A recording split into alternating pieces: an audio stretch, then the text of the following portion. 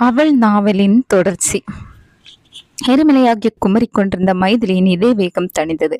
காதற் புறாக்கள் செங்கதிரோன் மேற்கே நாடிக்கொண்டிருந்தான். மனோகரமான மாலை வேளை. வசந்த காலத்து தென்றல் வீசிக்கொண்டிருந்தது. பேராதனை பல்கலைக்கழகத்தை அடுத்திருந்த தனிமையான பூங்காவிலே இரு காதற் புறாக்கள் காதல் இன்பம் சுகித்துக் கொண்டிருந்தன. தன்னிலை மறந்திருந்த அவ்விரு புறாக்களிலும் ஆண்புறா முதல் பேச்சை ஆரம்பித்தது.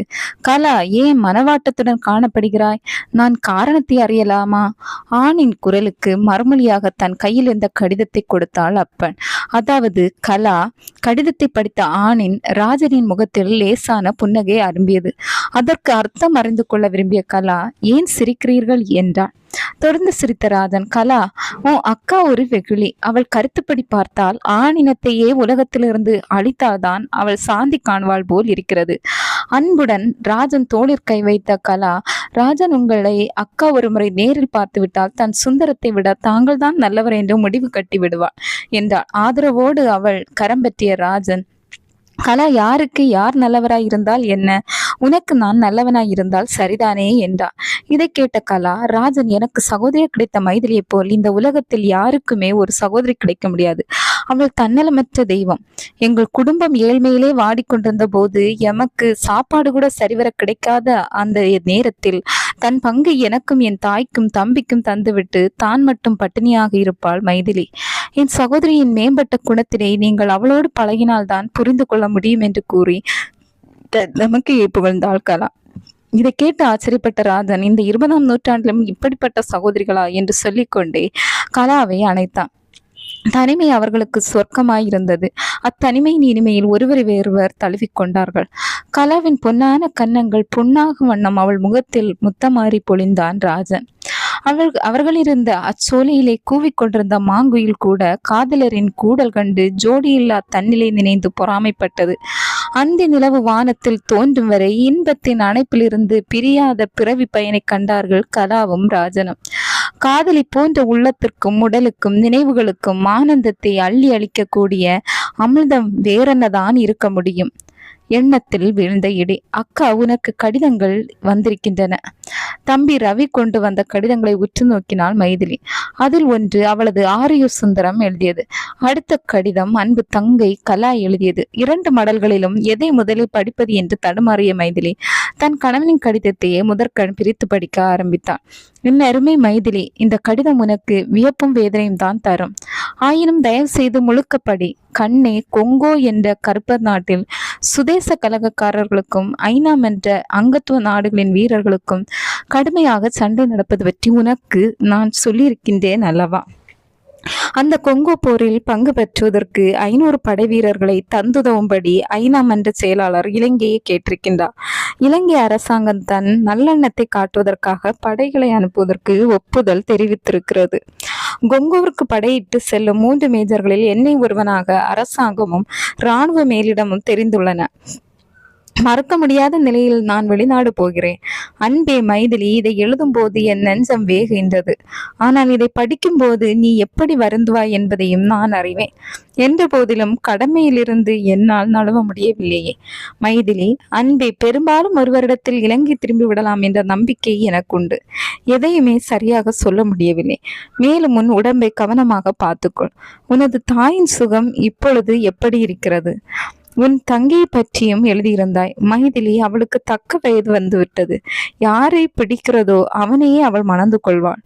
படிக்கும் காலத்தில் காதலுக்கு முக்கியத்துவம் கொடுக்காமல் கவனமாக படிக்க சொல். உன் தம்பியையும் கவனமாக படிக்க சொல். நான் திரும்பும் வரை அவன்தானே உங்கள் குடும்ப தலைவன். மேலும் மாதம் உன் பேருக்கு பணமும் கடிதமும் அனுப்புவேன். வேறு எழுதுவதற்கு ஒன்றுமில்லை. மறுமடலை நான் உனக்கு பெரும்பாலும் வெளிநாட்டிலிருந்தே எழுத முடியும் என கருதுகிறேன். என் அன்பே, மனதை அலைய விடாது தைரியமாக இரு. பிரிவுதான் பிரேமைக்கு பொலிவூட்டுகிறது. இவ்வண்ணம் அன்பின் சுந்தரம். கணவனின் கடிதம் மனைவியின் நெஞ்சிலே வேதனை புயலை கிளப்பியது. 6 மாதம்தான் கணவனை பிரிந்திருக்க வேண்டும் என்று நினைத்தார். ஆனால் இனிமேல் எத்தனை மாதங்களோ இன்றேல் வருடக்கணக்காகவோ தன் கணவனை பிரிந்திருக்க வேண்டும் என்பதை மைதிலியால் புரிந்து கொள்ள முடியாதிருந்தது. அவளால் சும்மா இருக்க முடியவில்லை. படுக்கையில் விழுந்து புலம்பினாள். அன்பு கணவனின் பிரிவு நேச மனைவியின் நெஞ்சில் எத்தனை மடங்கு வேதனையை தோற்றுவிக்கும் என்பதற்கு மைதிலியின் நிலை தக்க உதாரணமாக அமைந்தது. காலையிலிருந்து மாலை வரை மைதிலி இடையறாது கண்ணீர் பெருக்கினாள். மரங்களை, வீடுகளை, செடி கொடிகளை அழைக்கின்ற புயலுக்கு ஓய்வு உண்டு. ஆனால் அழுதழுது வடியும் மைதிலிக்கு மட்டும் ஓய்வு கிடைக்கவில்லை. பெண்களுக்கு எத்தனையோ ஆற்றலை ஆண்டவன் கொடுத்திருக்கின்றான். சாந்தம், அன்பு, எழில் இவற்றுக்கெல்லாம் உருவமாக பெண்ணை படைத்த ஆண்டவன் பிரிவை தாங்கும் சக்தியை மட்டும் ஏனோ கொடுக்கவில்லை. அப்படி இந்த ஆற்றலை கொடுத்திருந்தால் காட்டாற்று வெள்ளம் போல் பரவி வரும் தீயை போல் மைதிலியின் உள்ளத்தில் பொங்கிய தாபமும் தனிய வழி பிறந்திருக்கும். மைதிலிக்கு ஆத்திரமாக வந்தது. ஆமாம், அரசாங்கத்தின் மீதுதான் அவளுக்கு ஆத்திரம். ஆயினும் தன் கணவன் தாய்நாட்டிற்கு பெருமை தேடி தரப்போகிறான் என்று நினைத்து மைதிலியின் ஆத்மா சந்தோஷமடைந்தது. சுந்தரம் ஐநா மந்தத்தின் அழைப்பின் பேரில் கொங்கவை நோக்கி தம் பயணத்தை ஆரம்பித்த இராணுவ வீரர்கள் இன்ப வெள்ளத்தில் மிதந்தார்கள். தாய்நாட்டின் புகழை நிலைநாட்டுவோம் என்ற இன்ப நினைவினால் ஈர்க்கப்பட்டு வீரர்கள் ஆனந்த கடலில் மிதந்தார்கள். ஆனால் அத்தனை வீரர்களிலும் ஒருவரின் நெஞ்சில் மட்டும் சோகம் கப்பி கிடந்தது. கப்பல் இலங்கையை விட்டு விலக விலக அத்தளபதியின் துன்பம் அதிகரித்தது. அவன்தான் சுந்தரம். அவனுக்கு தன் மனைவி மைதிலியை நினைக்கும் போது மனத்தாங்கல் கூடியது. இன்னும் 5 மாதத்தில் தனக்கு பிறக்கப் போகும் செல்வத்தை கொஞ்ச வழியிலேயே என்று நெஞ்சம் மிக வருந்தினான். சுந்தரம் எவ்வளவுதான் மைதிலியின் நினைவை மறக்க முயன்றாலும் மறக்க முடியவில்லை. மைதிலியின் மைவிழிகள், பட்டு கன்னங்கள், முல்லை பற்கள் இவற்றையே நினைந்து உருகினான். அப்போதெல்லாம் அவன் மனம் இந்த மேஜர் வேலையை விட்டுவிட்டு தனது ஆசைக்குரிய மைதிலியை ஓடி சென்று தழுவலாமா என்று எண்ணம். ஆனால் மறுகணமே கடமை என்ற 3 எழுத்தும் அவனது மனோரத்தத்திற்கு திரையாக அமைந்துவிடும். இலங்கையிலிருந்து புறப்பட்ட 500 வீரர்களுக்கும் தலைமையிட்டு சென்றவன் சுந்தரம். 2ஆமவன் நாயகம், 3ஆமவன் சில்வா. இந்த 3வரில் சுந்தரம் ஒருவன்தான் மதுவையும் மங்கையையும் வெறுப்பவன்.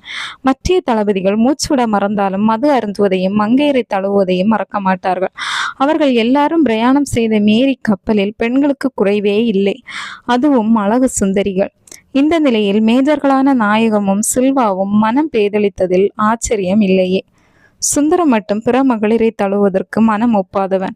காரணம், அவன் உண்மையான மனித இதயம் மிக்கவன். அவனை எப்படியாவது மகிழ்விக்க வேண்டும் என விரும்பிய நாயகம் சுந்தரத்தை தன் அறையில் நுழையும்படி கூறிவிட்டு அகன்றான். நாயகம் அழைத்த காரணத்தை புரிந்து கொள்ள முடியாத சுந்தரம் அங்கே சென்றான். அவ்வறையிலேயே கண்ட காட்சியால் அருவருப்புற்றான். காரணம், அவ்வறையிலே இருந்த கட்டலில் ஒரு பருவ கட்டழகி இருந்தாள். சுந்தரத்திற்கு கண்களினால் ஜாடை காட்டினாள் அவ்வழகி. அலங்கோல காட்சியை கண்ட சுந்தரம் காரை உமிழ்ந்து விட்டு தன் அறைக்கு போய்விட்டான். அவனுக்கு மேஜர் நாயகத்தின் மேல் ஆத்திரமாக வந்தது. அவன் உள்ளமோ இகத்திலும் பரத்திலும் பிரிய சைகி மைதிலியே என் கூடல் மகள் என்று சொல்லி கொண்டிருந்தது. சுந்தரத்தை பொறுத்தவரை மைதிலி தெய்வ மகள். மைதிலியின் அன்பிலே கிட்டும் சுகம் புனிதமானது. ஆண்களும் கற்பினை பேண வேண்டும் என்பது அவசியமானது என்ற கருத்தை உடையவன் அவன். கப்பற் கண்ணாடியூடாக ஆளியின் பொங்கியலும் அலைக்கூட்டத்தை அவதானிக்கும் போது சுந்தரத்தின் நெஞ்சம் நிலையின்றி தவித்தது. மைதிலியின் சுந்தர நினைவு அவன் இதயத்தை ஈர்த்தது.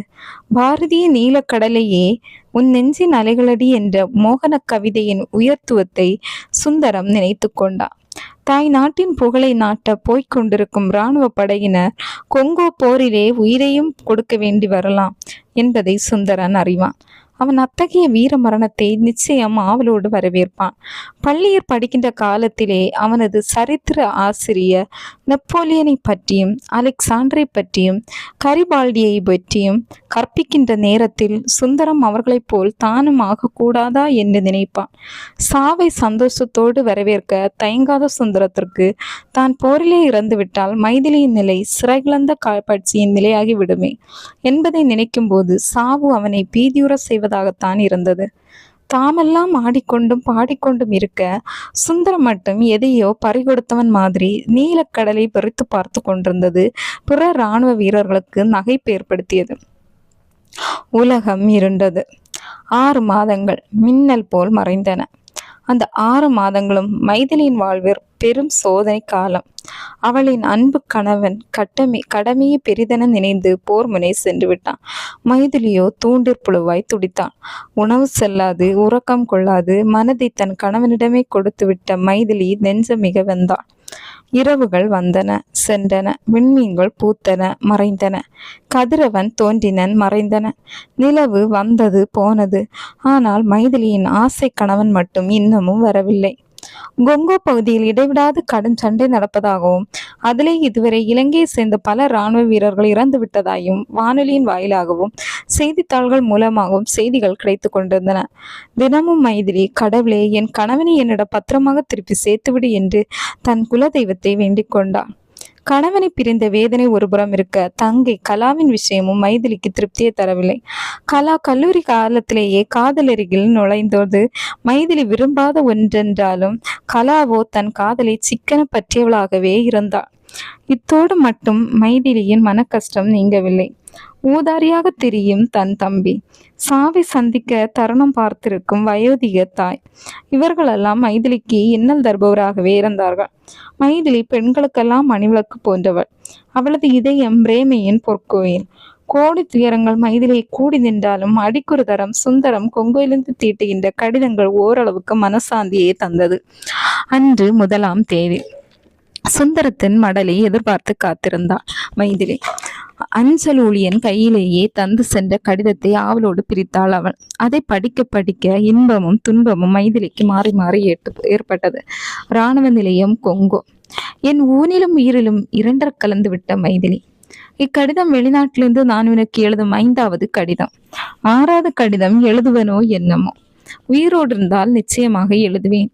அன்பே, அனுதினமும் இங்கு நடக்கும் கொடிய போரிலே பல வீரர்களின் உயிர்கள் பலியாய்க்கொண்டே இருக்கின்றன.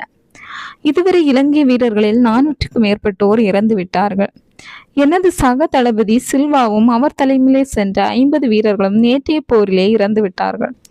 ஒருவேளை நானும் இறக்க வேண்டி வந்துவிட்டால் இந்த வரிகளை படிக்கும்போது உனது நெஞ்சம் என்னமாய் வேதனை உறையும் என்பது எனக்கு தெரியும். ஆனால் ஒருவேளை உன் அன்புக்குரிய சுந்தரம் போரிலே இறந்து விட்டாலும் என் ஆத்மா என்றென்றும் உன்னையே வட்டமிட்டு கொண்டிருக்கும். எத்தனை ஜென்மங்கள் எடுத்தாலும் உன்னை மறவேன். காதல் பயங்களையே நீ படும் கஷ்டங்களை எல்லாம் என்னால் உணர முடிகிறது. என்ன செய்வது மைதிலி? துன்பமே இயற்கையினும் சொல்லை மறந்து விடுவோம். இன்பம் செய்யும் முருகனை நீ பிரார்த்திப்பாயாக. துன்பமெல்லாம் பறந்துவிடும் அன்பே. மேலும் உனக்கு நான் ஒன்று சொல்ல வேண்டும். இது 10ஆம் மாதம் தானே? ஏனடி என் ராஜாத்தி நகைக்கின்றாய்? இத்தோடு மடலை முடிக்கின்றேன். கடவுள் விரும்பினால் நாம் மறுமடலில் சந்திக்கலாம். என்றும் உன் சுந்தரம். மடலை தன் கண்களிலே ஒற்றி கொண்டாள் மைதிலி. அவளது வாய் தன்னை அறியாமல் அவருக்கு ஒரு ஆபத்து வரக்கூடாது என்று பிரார்த்தித்து கொண்டது. நெஞ்சமோ ஏக்க கடலாகியது. 2 தினங்கள் சென்றன. ஒரு வெள்ளிக்கிழமை அன்றுதான் கிருஷ்ண ஜெயந்தி. கோகுல பாலன் என்றும் மோகன கண்ணன் என்றும் அன்பர்களால் விரும்பி பூஜிக்கப்படுகின்ற கண்ணன் பிறந்த நாளிலே மைதிலிக்கும் தனி ஈடுபாடு இருந்தது. அதிகாலையிலே படுக்கையை விட்டெழுந்த மைதிலி நீராடி வீடு பெருக்கி வாசலில் அழகிய கோலமிட்டு கண்ணன் படத்திற்கு முல்லை மலர்களை சூட்டிவிட்டு ஆண்டாளின் திவ்ய சிருஷ்டியான திருப்பாவையை படிக்க ஆரம்பித்தாள். அதை படிக்க படிக்க மைதிலியின் துன்பங்கள் படிப்படியாக குறைந்தன. அவள் மனக்கண் முன்னே புல்லாங்குழல் ஏந்திய கண்ணன் முறுவலித்து வந்தான். குழல் இன்னிசை எழுப்புகின்றது. ஈடற்ற பகவத் பிரேமை வயப்பட்ட மைதிலி திடீரென்று இடுப்பை பிடித்து கொண்டாள். அவளது மேனி சிலித்தது. இன்பமும் துன்பமும் சேர்ந்த ஓர் அசாதாரண அனுபவம் அவளுக்கு ஏற்பட்டது. அவளது உள்ளம் அவளிடம் மைதிலி, நீ தாயாக போகிறாய் என்று சொல்லிக் கொண்டது. தொட்டிலை படுத்து சிறுமலர் வாய் திறந்து சிரித்து கொண்டிருந்த மழலை அமிழ்தை நெஞ்சோடு அணைத்து கொண்டாள் மைதிலி. அவளுக்கு செல்வம் பிறந்து இன்றோடு 30 நாட்கள் பூர்த்தியாகின்றது. தன் பெண் குழந்தை கிருஷ்ண ஜெயந்தியில் பிறந்தபடியால் அதற்கு கண்ணம்மா என்று பெயர் வைத்தாள் மைதிலி. அத்தோடு பாரதி மேல் அவளுக்கு இருந்த அளவற்ற பக்தியும் அப்பெயரை தன் குழந்தைக்கு வைக்க ஒரு காரணமாய் இருந்தது. கோகிலத்தை போன்ற குரலினிமை கொண்ட மைதிலி தன் அமுதவாய் திறந்து பாரதியின் சின்னஞ்சொற்களிலேயே கண்ணம்மா என்ற பாட்டை பாடினான். பாரதியின் பாட்டை பாடியபடியே தன் செல்வத்தை துயிலச் செய்தாள் அவள். பால்வடியும் முகத்துடன் தன்னை மறந்து தூங்கிக் கொண்டிருந்த குழந்தையை காண்கையில் மைதிலியின் முகம் வாட்டமுற்றது. பிறந்த செல்வம் இன்னும் தந்தை முகம் காணவில்லையே என்ற மைதிலியின் மெல்லிய குரலையும் முந்திக்கொண்டு 2 வெண் மல்லிகைகள் கண்ணி நின்று விழுந்தன. ட்ரின் ட்ரிங் என்ற வாசலில் ஒலித்த மணியோசை மைதிலியை வாசலை நோக்கி ஓட வைத்தது. அவளுக்கு கலா ஒரு கடிதம் எழுதியிருந்தாள்.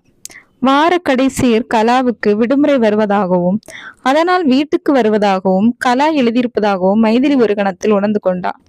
தன் தங்கை வருவதில் மைதிலிக்கு மகிழ்ச்சிதான்.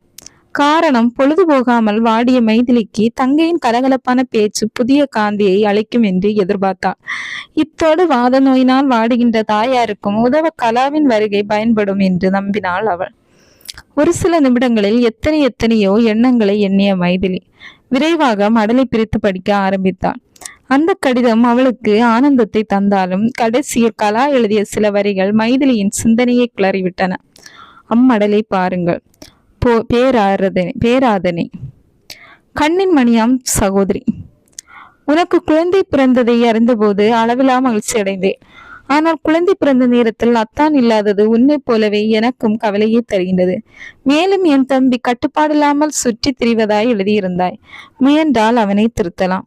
மற்றும் அம்மாவுக்கு சுகம் எப்படி? இங்கு சில நாட்களாய் கடும் மழை.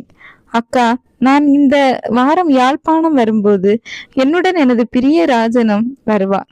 எங்களை வரவேற்க எனது பெறாமகள் கண்ணம்மா முன் வருவாளா? உன் அன்பு கலா. மடலை படித்த மைதிலி தன் தங்கை யாழ்ப்பாணம் வரும்போது ராஜனை கூட்டி வருவதை இட்டு சிந்தித்தான். அவளின் மனம் என்னவோ போல் இருந்தது. மைதிலியை பொறுத்தவரை தன்னை அறியாமலே ராஜனை வெறுத்தாள். இந்த வெறுப்பு ராஜன் வரப்போவதாக அறிந்தும் விஸ்வரூபம் எடுத்தது. ஆயினும் எவ்வளவோ கஷ்டப்பட்டு அந்த வெறுப்பை மனதுக்குள் அடுக்கி வைக்க முயன்றாள். தங்கையின் மடலை வானொலி மேசையில் வைத்த அவள் வானொலி பெட்டியை முடக்கிவிட்டாள். அவள் முடக்குவதற்கும் இலங்கை வானொலியில் அவசர அறிவிப்பு எழுதியதற்கும் நேர வேறுபாடு இருக்கவில்லை. அந்த அறிவிப்பு அவளை கற்சிலையாக்கி விட்டது. வானொலி அறிவிப்பு. இலங்கை 5ஆம் மன்றத்தின் வேண்டுகோளுக்கு இணங்க கொங்கோ போருக்கு அனுப்பிய இலங்கை இராணுவ படையில் மேஜர் சில்வா உட்பட 450க்கும் மேற்பட்ட வீரர்கள் போரிலே வீரமரணம் அடைந்ததை இலங்கை இராணுவ படையில் மேஜர் நேயர்கள் அறிவீர்கள். இப்பொழுது மேலும் மற்றொரு தளபதியாகிய சுந்தரத்தையும் இழந்து விட்டோம். கொங்கோ விமான நிலையத்தில் இருந்து புறப்பட்ட இராணுவ விமானம் ஆப்பிரிக்காவின் இருண்ட காடுகளுக்கு மேலாக பறக்கும் போது திடீரென தீப்பற்றியது. அதிலே சென்ற தளபதி சுந்தரமும் மற்றும் 7 இராணுவ அதிகாரிகளும் இறந்து விட்டார்கள். இதில் 3 அமெரிக்க, 3 இந்திய, 1 இலங்கைய. சுந்தரத்தின் மறைவையொட்டி 5ஆம் மன்ற செயலாளர் அனுப்பிய அனுதாப செய்தி. இலங்கையின் இராணுவ தலைமை பீடத்திற்கு கிடைத்தது. சுந்தரத்தின் மறைவை இட்டு தனது ஆழ்ந்த அனுபவத்தை அவரின் குடும்பத்தாருக்கு இலங்கை அரசாங்கம் அறிவித்துக் கொள்கிறது. வானொலி செய்தி மைதிலியின் நெஞ்சில் பேரிடியாய் இடித்தது. துயரமழை அவன் உள்ளத்திலே பொழிந்தது. பிரிவு மின்னல்கள் அங்கே மின்னின. வாழ்க்கையை இழந்துவிட்ட சூன்ய உணர்வு மைதிலியை பிடித்து கொண்டது. அவளது பிரேமாலயம் இடிந்து விட்டது. தாழ முடியாத அதிர்ச்சியால் மைதிலி பதறினாள். தனது இல்லற விளக்கு அணைந்து விடும் என அவள் கனவு கூட காணவில்லை. தனது இன்ப கோட்டைகள் யாவும் தகர்ந்து விட்டதாக அறிந்தாள் மைதிலி. யாரை தன் இதயத்தில் ஏற்றியிருந்தாளோ, யாரை தன் வாழ்வின் துணை என்று எண்ணியிருந்தாளோ, யாருக்காக வாழ்ந்திருந்தாளோ அந்த சுந்தரம் போய்விட்டா. அவளின் உலகமே இருண்டு விட்டது. இதோட தொடர்ச்சி அடுத்த நாள் வரும்.